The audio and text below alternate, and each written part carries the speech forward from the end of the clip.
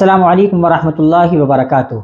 नापाकी की हालत में खाना पीना कैसा है, चाहे वो नापाक मर्द हो या चाहे वो नापाक औरत हो, इसका क्या मसला है। बहुत ज़्यादा भाई बहन सवाल करते हैं।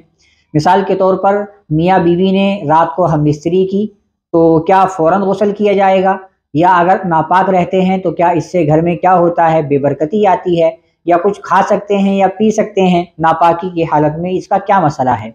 इसको समझने की ज़रूरत है। मियाँ बीवी रात में हम बिस्तर हुए, रात में हम बिस्तरी की, तो अब ज़रूरी तो ये है और असल तो यही है कि वो फ़ौरन जो है गुस्ल कर लें। लेकिन अब अगर किसी वजह से गुस्ल नहीं कर पाए तो कम से कम फजर की नमाज से पहले तो गुस्ल करना हर हाल में ज़रूरी है, ताकि दोनों की फजर की नमाज क़ज़ा ना होने पाए, छूटने ना पाए। तो फजर की नमाज से पहले गुस्ल करना ज़रूरी है।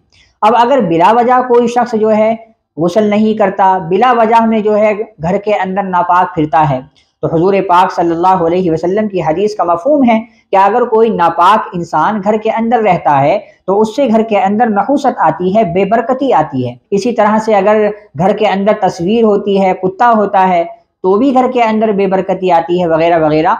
तो अगर कोई शख्स मर्द हो या औरत हो, हम बिस्तर होने के बाद में वो जो है बिला वजह कोई उज़्र भी नहीं है, ताख़ीर कर रहा है गुस्ल करने में, नहाने में देर कर रहा है, तो जितना वो घर के अंदर फिरेगा, चूँकि वो नापाक है, नजिस है, तो उसके नापाक होने की वजह से घर के अंदर बेबरकती आती है और घर के अंदर नहूसत आती है।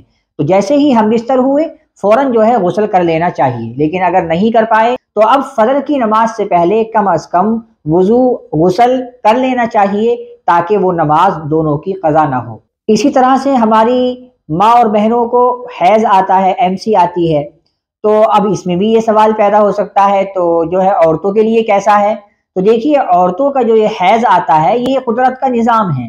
अगर आप हैज़ की हालत में हैं और घर में फिर रही हैं तो इससे कोई परेशानी की बात नहीं है। आप खाना भी बना सकती हैं, खाना पका भी सकती हैं, खाना खिला भी सकती हैं, घर में झाड़ू भी लगा सकती हैं, बर्तन भी धो सकती हैं। हैज़ की हालत में सारी चीज़ें कर सकती हैं, उससे घर के अंदर कोई नहूसत नहीं आती, क्योंकि ये कुदरत का निज़ाम है, ये हमारे हाथ में नहीं है कि वो इसको बंद कर दे। तो ये तो कुदरत का निज़ाम है, इससे कोई फ़र्क नहीं पड़ता। हाँ, आप जैसे ही आपका पीरियड्स का ज़माना ख़त्म हो गया, हैज़ का ज़माना मुकम्मल हो गया, तो अब आपको फ़ौरन जो है गुस्ल कर लेना चाहिए और आप अपनी नमाज़ें शुरू कर दें।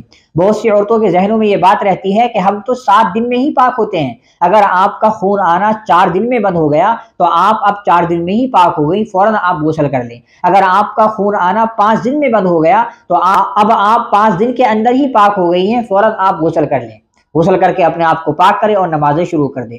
हमारी माँ और बहनों के जहनों में ये सवाल बहुत ज़्यादा रहता है कि हम तो 7 दिन में ही पाक होते हैं। ये सरासर गलत है। तो आप समझ गए होंगे कि हम बिस्तरी करने के बाद या नापाक होने के बाद में आपको घर में ज़्यादा घूमना ये मुनासिब नहीं होता। इससे घर के अंदर जो है बेबरकती आती है और खाना पीना भी मुनासिब नहीं होता। बेहतर यही है कि आप पहले गुस्ल कर लें, उसके बाद में आप कुछ खाएं।